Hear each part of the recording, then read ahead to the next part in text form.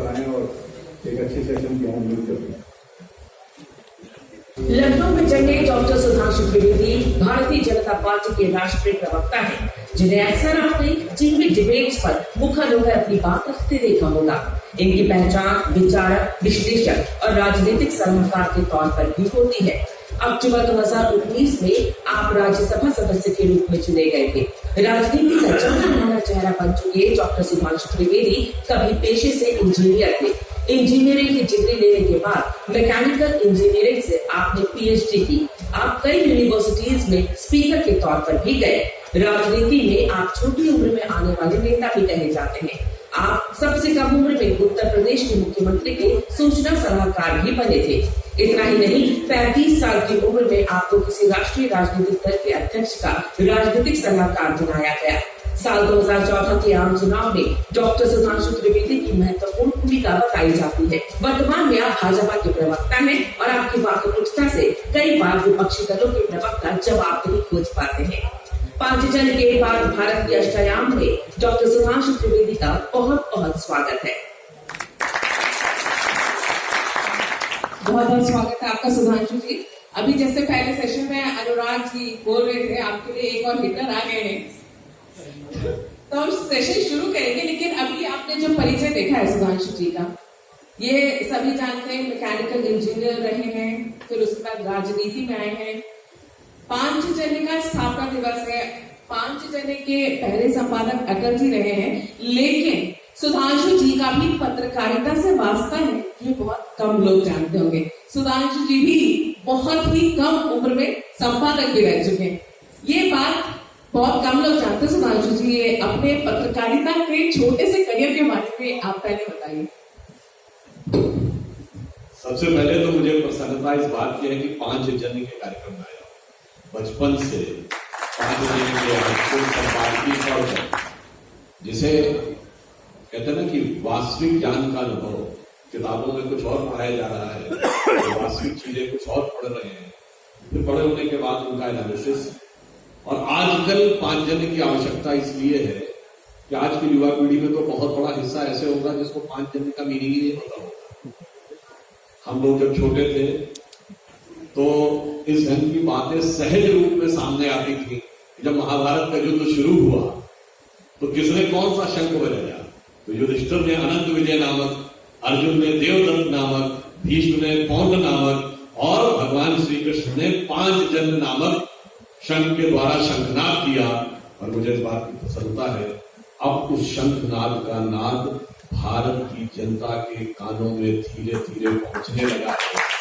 जागृति का स्वर, इसी स्वर के अभियान में जो अभी तृप्ति जी ने पूछा, तो लोग बहुत जस्ट इंजीनियरिंग पास करके आए थे, तो विश्व संवाद केंद्र स्थापित हुआ था 1991-92 में, आपको याद हो। 2 विश्व संवाद केंद्र स्थापित किए गए थे, दिल्ली में और एक लखनऊ। दिल्ली में नॉर्थ एवेन्यू में था, कहीं साक्षी महाराज जी के फ्लैट के ऊपर, और लखनऊ में इसलिए क्योंकि उस समय राम मंदिर मूवमेंट का केंद्र व्यवहारिक रूप से लखनऊ, तो वहां पे एक पत्रिका निकलनी शुरू हुई थी, विश्व संवाद केंद्र पत्रिका। उसमें मुझे संपादक होने का छोटा सा दायित्व दिया गया था। बच्चे थे उस समय, और प्रधान संपादक उसके डॉक्टर दिनेश शर्मा थे, जो भी डिप्टी सीएम हुआ करते थे।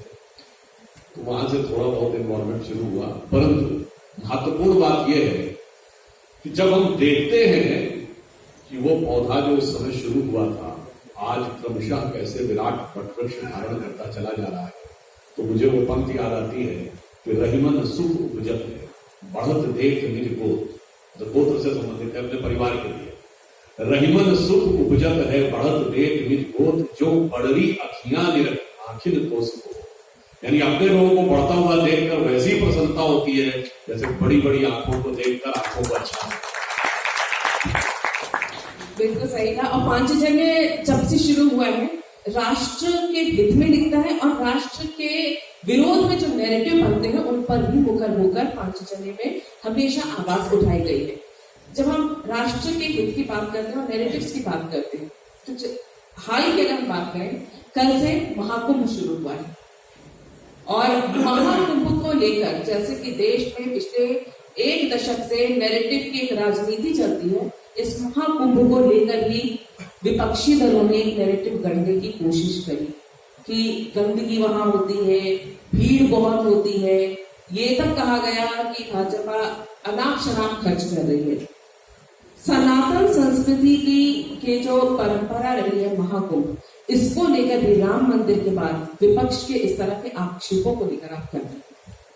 देखिए, आज महाकुंभ का सहयोग से प्रथम अमृत स्नान है और ये महाकुंभ कहा जा रहा है कि 144 वर्षों में सबसे अलग आया। मैं तो कहना चाहूंगा कई 100 सालों के बाद आया है, क्योंकि ये शताब्दियों के बाद ऐसा पहला महाकुंभ है जो इलाहाबाद में नहीं हो रहा है, प्रयागराज। और ये महाकुंभ कब हो रहा है? जो श्री राम की जन्मभूमि के जिले का नाम फैजाबाद नहीं, अयोध्या हो। और ये कब हो रहा है? जब औरंगजेब के नाम पर बने हुए जिले का नाम औरंगाबाद न होकर छत्रपति संभाजीनगर हो। उसी दृष्टि से ये बहुत गंभीर बात है। हम लोग को क्या नैरेटिव बचपन से सिखाया गया कि हर फिल्म में कुंभ मेले में छोड़ जाते हैं, बहुत भीड़ होती है, खतरनाक है, जाना नहीं चाहिए, और बाबा लोग आते हैं जो अजीबोगरीब टाइप का दृश्य बनाए रहते हैं। आज मैं आपसे कहना चाहता हूँ कि 12 वर्ष में कुंभ आता है जुपिटर की साइकिल के ऊपर। जुपिटर की साइकिल अगर भारतीय सिस्टम से माने तो जब आप वृष राशि में अपने अंतिम चतुर्थांश में आता है, यानी अगर आप उसको आकाश के 12 पार्ट डिवाइड करें तो 47 डिग्रीज जब ट्रांजिट कर जाता है ऑन जुपिटर, और सूर्य जो है वो मकर राशि में प्रवेश करता है, यानी 270 डिग्री ट्रांजिट करके 11वें हिस्से में प्रवेश कर रहा होता है। और संक्रांति क्यों होती है? क्योंकि अगर अब सीधी होगी तो कभी ट्रांजिशन सदर्न से नॉर्दर्न हेमिस्फीयर में होता ही नहीं, परंतु 23.5 डिग्री का जो एक्सियल टिल्ट है उसकी वजह से जब अर्थ घूमती है तो सदर्न हेमिस्फीयर से नॉर्दर्न हेमिस्फीयर की तरफ जाता है। अब बताइए एक्सियल टिल्ट इनको कितने दिन पहले पता था? महाभारत में पितामह भीष्म प्रतीक्षा कर रहे थे कि सूर्य उत्तरायण में जाएगा तो हम प्राण त्यागेंगे। अब बताइए इनको जुपिटर की साइकिल कब पता थी? और जुपिटर ही क्यों इसका आधारित है, ये भी बात समझिए। बृहस्पति ग्रह का क्यों प्रभाव माना जाता है, इसको भी आप बात समझिए। इस सोलर सिस्टम में सबसे स्ट्रॉन्ग ग्रेविटी किस प्लैनेट की है? गुरु की, बृहस्पति। इसीलिए ग्रेविटी का जो हिंदी और संस्कृत में भाषा अनुवाद हो क्या? गुरुत्वाकर्षण, जो गुरु का आकर्षण है। अब साइंस को यह बात पता चला है कि जो सौरमंडल के बाहर से एस्ट्रॉइड्स आते हैं उनको गुरु अपने स्ट्रॉन्ग ग्रेविटेशन से 90% को खींच लेता है, तो गुरु हमारी रक्षा करता है। ये बात सिर्फ आध्यात्मिक नहीं है, वैज्ञानिक रूप से भी दिखाई पड़ रही है। और सबसे स्ट्रॉन्ग ग्रेविटी जिस प्लैनेट की है, सबसे बड़ा प्लैनेट जो है आफ्टर सन और बिगेस्ट प्लैनेट के बीच के कॉम्बिनेशन पे होने वाले इस एस्ट्रोनॉमिकल पर्व पे वैज्ञानिकता का गर्व होना चाहिए। पर दुख की बात है जिनके जहां लिखा था कि धरती चपटी है, जहां लिखा था धरती स्थिर है, उन्होंने हमारी बुद्धि ऐसी चपटी कर दी कि उन्होंने हमको समझा दिया कि हम वैज्ञानिक हैं, और हमने मान लिया हम वैज्ञानिक, और वो वैज्ञानिक थे। और धर्म ग्रंथों पर सवाल उठाने वाले, मैं किसी धर्म ग्रंथ का नाम नहीं ले रहा हूं मेरे भाई, वहां अभी भी लिखा हुआ है पर कोई हिम्मत नहीं करता पूछने की कि सही लिखा है कि गलत लिखा है। और इसका एक और आप दूसरा पक्ष देखिए, कुंभ में कितने ही विदेशी लोग आ रहे हैं, हजारों हजार की संख्या में। मैं विनम्रता और चुनौती से पूछता हूं, दुनिया में कोई दूसरा धर्म की प्रमुख धार्मिक यात्रा बताइए जिसमें उस धर्म को न मानने वाला जाने में इच्छुक। कौन कौन क्रिश्चियन वेटिकन में जाना चाहता है? मैं धार्मिक यात्रा की बात कर रहा हूं, टूरिस्ट के रूप में नहीं।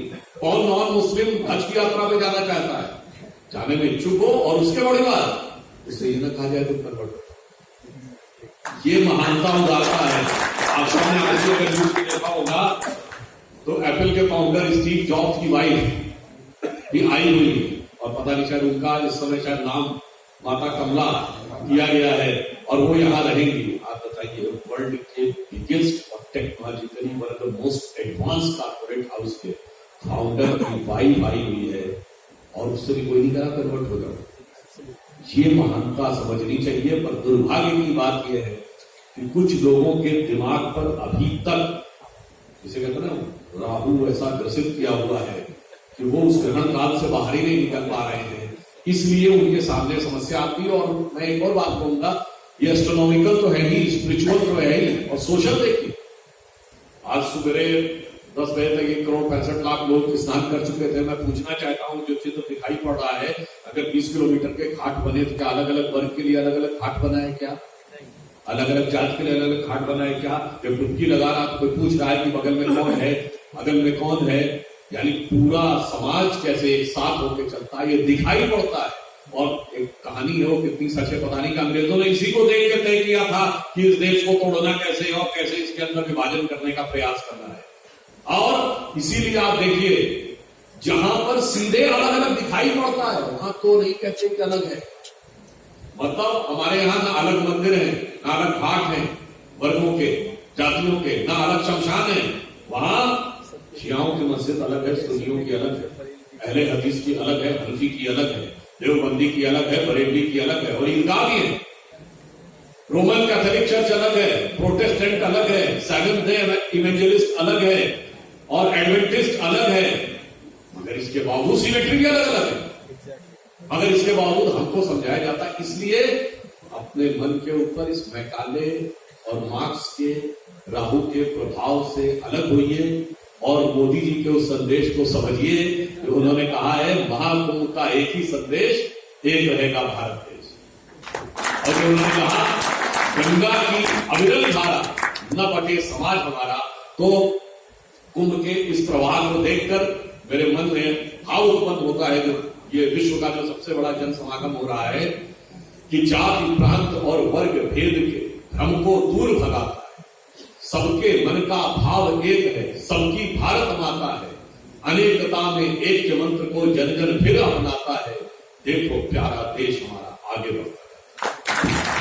आपने बात की जाति की, जो महाकुंभ में कुछ इस तरह की व्यवस्था नहीं है, सब लोग वहां पर समरसता देखने को मिलती है। लेकिन दूसरी तरफ विपक्षी पार्टी कांग्रेस है, वो जाति जनगणना के पीछे पड़ी हुई है। और यहाँ पर क्यों ये बोलना पड़ रहा है बीजेपी को कि बटेंगे तो कटेंगे? देखिए, ये इसलिए बोलना पड़ रहा है बटेंगे तो कटेंगे या एक है तो सेफ है, इसमें कहीं कोई किंतु परंतु नहीं है, सहज भाव की बात। आपने वो कहानी हम सब ने बचपन में सुनी होगी कि बूढ़ा व्यक्ति जब मृत्यु के निकट आ गया, उसने सारे बच्चों को बुलाया और एक एक डंडी की काटो, तो सबने फटाफट तोड़ दिया। अब सारी डंडियों को उसने बांध दिया, सारी डंडियों को कस से एक रस्सी में, अब कोई नहीं तोड़ पाया, तो उसने कहा देखो एक रहोगे तो सेफ रहोगे और बटोगे तो कटोगे। ये तो कहानी है। और इतिहास क्या बताता है कि जब हम राजा अंधी और पोरस में बटे तो यूनानियों के हाथों कटे। जब पृथ्वीराज चौहान और जयचंद के बीच में बटे तो गोरी के हाथों कटे। जब महाराणा प्रताप और मानसिंह के बीच में बटे तो अकबर के हाथों कटे। जब छत्रपति शिवाजी महाराज एक तरफ थे और मिर्जा राजा जय सिंह दूसरी तरफ थे तो औरंगजेब के हाथ में कटे थे। इसमें तो कहीं कोई किंतु परंतु नहीं है। तब रियासतों के राजा थे, अब जातियों के राजा हैं। अब रियासतों को, राजाओं को लगता था कि अगर हम उनके साथ ले लेंगे और उसके बाद हमारा राजा जाएगा। अब जातियों के राजाओं को लगता है कि हम कट्टरपंथी शक्तियों को साथ लेंगे, हमारा राजा जाएगा। मगर वो भूल गए कि जब गोरी ने जीता था तो जयचंद भी नहीं बचे थे। इसलिए जिस का साथ दिया, लास्ट में कोई नहीं बचा। और आज मैं पूछना चाहता हूं, जो लोग आज ये कहते हैं पाकिस्तान में 24% हिंदू रह गया और आज के बांग्लादेश में 32% था, 7% पे आ गया। उस 32% में 80% SC ST OBC था, कहां गया? कहां है वो? बट गए और कट गए, जिसका सबसे क्लासिकल एग्जाम्पल है। और ये आज के संदर्भ में राजनीति में बहुत महत्वपूर्ण है। सिलहट का उदाहरण, सिलहट बांग्लादेश का एक जिला है, हिस्सा है, जिसका वास्तविक और ओरिजिनल नाम था श्रीहट। वहां पे ये तय हुआ मेजॉरिटी हिंदुओं की, वहां पे ये तय हुआ कि वोटिंग से तय होगा कि वो इलाका पाकिस्तान में रहेगा या भारत में रहेगा। और उस समय जोगेंद्रनाथ मंडल, जो कि उस समय एक दलित समाज के नेता थे, और वो मोह में आ गए कि मुस्लिम लीग के साथ हम मिल जाएंगे और इसके बाद हमारा राज रहेगा और हमें अधिक स्वतंत्रता मिलेगी। उनकी जाति का वोट भी वहां अच्छी संख्या में था और उन्होंने अपनी जाति के लोगों से कहा कि तुम पाकिस्तान के पक्ष में वोट कर दो, मुस्लिम लीग के पक्ष में। और इस वजह से वोट बटा और सिलहट भारत से कटा और पाकिस्तान में जाने के बाद बांग्लादेश में आज क्या हो रहा है सबको दिखाई पड़ रहा है। इसलिए मैं पूरे भारतीय समाज से कहना चाहूंगा कि तोरी गठरी में लागा चोर मुसाफिर मन की आंखें खोल। ये बहुत सारे गठरी को चुराने के लिए लगे हुए हैं, अपनी मन की आंखें खोल के रखिएगा, तब आपकी गठरी सलामत रहने वाली। बिल्कुल, आपने ये तो बता दिया देश की राजनीति, क्योंकि आज हम 1948 जब पांचजन्य की स्थापना हुई थी, तब भारत के जो प्रमुख आयाम, अष्टायामों की हम बात कर रहे थे। ये वर्ष संविधान की भी हीरक जयंती है, और आज हम देखते हैं कि राहुल गांधी जैसे विपक्षी नेता जेब में संविधान लेकर घूमते हैं, और वो ये कहते हैं कि आज मोदी जी के शासनकाल में या एनडीए के शासनकाल में जो संविधान है वो खतरे में है। क्या आपको लगता है कि पिछले 75-76 सालों में संविधान कभी खतरे में नहीं रहा, और पिछले 10 सालों में संविधान खतरे में, जैसा कि वो बोलते हैं? देखिए, संविधान एक नजरिए से वाकई खतरे में। जब केंद्र सरकार के द्वारा पारित कानून सीए के खिलाफ राज्यों की विधानसभाएं प्रस्ताव पारित करें तो ये सरासर संविधान का उल्लंघन है, इसलिए संविधान खतरे में। जब वो कानून जो देश की नागरिकता से जुड़ा हुआ है, और संविधान के अनुसार नागरिकता सिर्फ और सिर्फ केंद्र सरकार का अधिकार क्षेत्र है, राज्य का रत्ती भर उसमें कोई इन्वॉल्वमेंट नहीं है, नागरिकता के कानून पर राज्य की विधानसभाएं प्रस्ताव पारित करें तो समझिए संविधान खतरे में। जब केंद्रीय एजेंसियों के लिए राज्य की सरकारें कहें कि हम आपको राज्य में काम नहीं करने देंगे, तो समझ लीजिए कि संविधान खतरे में है। और जिस जमाने में स्थिति ये आए कि आर्कियोलॉजिकल सर्वे के प्लेस के ऊपर एएसआई की टीम को जाने से उनको लगे कि देश में माहौल बिगड़ रहा है, तो समझ लीजिए कि संविधान खतरे में है। जब सत्ता में वो थे तब भी संविधान को छीन करने में, ध्वंस करने में रोल था, और आज भी नहीं कर रोल है। एक उदाहरण बताना चाहता हूं, शायद आज की पीढ़ी भूल गई हो। ये तो लोगों को याद होगा कि 6 दिसंबर 92 को ढांचा करने के बाद उत्तर प्रदेश की सरकार बर्खास्त की गई, उसका ही कोई वैज्ञानिक आधार नहीं था। परंतु हिमाचल, राजस्थान, मध्य प्रदेश की सरकारें क्यों बर्खास्त करती गई? ये संविधान खतरे में नहीं था। दूसरे राज्य की राज्य सरकार का क्या लेना देना? और उससे बड़ी बात लोगों ने याद होगा, 1980 में जब इंदिरा गांधी जी दोबारा जीत के आई, कांग्रेस दोबारा जीत के आई, 9 अपोजिशन की गवर्नमेंट्स को इस आधार पर बर्खास्त कर दिया गया कि आपकी पार्टी केंद्र में चुनाव हार गई है लोकसभा का, तो आपको नैतिक अधिकार नहीं है कि आप राज्य में सरकार में रह सके। वो लोग आज कहते हैं कि साहब संविधान खतरे में है। इसीलिए जिन्होंने इतना दुरुपयोग किया कि 1994 में सुप्रीम कोर्ट को एसआर बोम्मई केस में जजमेंट देना पड़ा कि किसी भी सरकार का बहुमत है या नहीं, यह सिर्फ पूर्व हाउस पे तय होगा। और उस जजमेंट में जाके देखिएगा, ये कितना बड़ा इंडिकेशन था उस समय की सरकारों के लिए कि ये बहुमत सिर्फ पूर्व हाउस पे तय होगा, और ये किसी व्यक्ति की निजी राय का विषय नहीं हो सकता, चाहे वह व्यक्ति राष्ट्रपति या राज्यपाल ही हो। आप सोचिए संविधान को कितनी बड़ी चुनौती थी। और मैं कहना चाहूंगा आज भी वो लोग उस संविधान के पक्ष में खड़े हुए हैं। प्लेसेस ऑफ वर्शिप एक्ट के लिए 15 अगस्त 1947 है कट ऑफ डेट, मगर वक्फ बोर्ड के लिए 12 साल की मियाद तो छोड़िए, 15 अगस्त 47 भी नहीं। और मैं विनम्रता और दृढ़ता से पूछना चाहता हूं कि आपने मुगलों के टाइम के फरमानों के आधार पर वक्फ बोर्ड में जमीन देने का प्रावधान इस संविधान में कब रखा है? और ये वो सरकारें थी जो 100% शरिया से करती थी, जिसके कोई ऐसा बादशाह नहीं रहा जिसने गाजी की उपाधि न दी। जहां जिम्मी का कॉन्सेप्ट था, जिम्मी मतलब नॉन मुस्लिम प्रजा, उसका संपत्ति पे हक नहीं है, यानी उस भारत के कॉन्टेक्स्ट में हिंदुओं का संपत्ति पे हक नहीं है। ये उस कॉन्सेप्ट को भारत के संविधान में लागू किया हुआ है बाय एक्ट ऑफ पार्लियामेंट।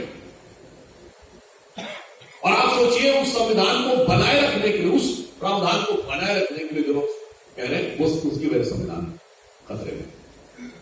इसलिए आज संविधान को वास्तविकता में असली सेकुलर स्वरूप तक पहुंचाना है और हर गरीब व्यक्ति तक उसका हक पहुंचाना है, जिसके लिए मोदी जी की सरकार ने आने के बाद काम किया है। जिसे हम लोग अभी बचपन में गीत में कहते थे ना, उदास सूर्य कैसा कहो मुक्ति का ये उजाला करो घरों तक न पहुंचा, खुला पिंजरा है मगर रक्त अब भी थके पंछियों के परों तक न पहुंचा। तो अब आज की स्थिति यह है वो हमने जिसे कहते हैं डिवोल्यूशन ऑफ पावर वहां तक पहुंचाया है, मगर अभी दिमागों के ऊपर जो उसी गीत की अगली पंक्ति थी, न संयम व्यवस्था न एक होता है, भरी है मनों में अभी तक गुलामी, वही राग अंग्रेजियत का पुराना सुनाते बड़े लोग नामी गिरामी, प्रजातंत्र की धार उतरी गगन से मगर नीर जन सागरों तक न पहुंचा, उगा सूर्य कैसा कहो मुक्तिदारी उजाला करो। गरीबों की बात कर रहे थे कि मोदी जी गरीबों की बात करते हैं, लेकिन अभी दिल्ली में भी चुनाव है और दिल्ली की जो आम आदमी पार्टी के संयोजक हैं, जो पूर्व मुख्यमंत्री रहे हैं, जो केजरीवाल जी हैं, वो लगातार प्रहार पे प्रहार कर रहे हैं, चाहे झुग्गियों का मामला हो, शीश महल